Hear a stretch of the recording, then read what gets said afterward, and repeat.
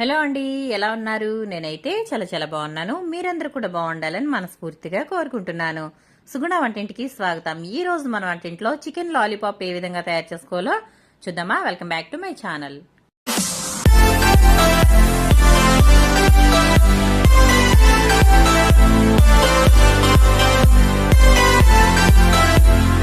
నేనైతే ఇక్కడ 4 లెగ్ పీసులు అనేవి తీసుకున్నానండి. మీరు చికెన్ వింగ్స్ తో కూడా తీసుకోవచ్చు. అంటే వింగ్స్ ఉంటాయి కదండి, రెక్కలు, అవి కూడా తీసుకోవచ్చు. లాలీపాప్కి ఏవైనా బాగుంటాయి. నేనైతే ఈ విధంగా లెగ్లు అయితే తీసుకున్నాను. ఇప్పుడు వీటిని మనం లాలీపాప్ మాదిరిగా తీసుకోవాలండి. వీటికి స్కిన్ ఉంచినా పర్వాలేదు, తీసేసినా పర్వాలేదు, ఎలా అయినా సరే బాగుంటాయి. చూడండి ఒకసారి.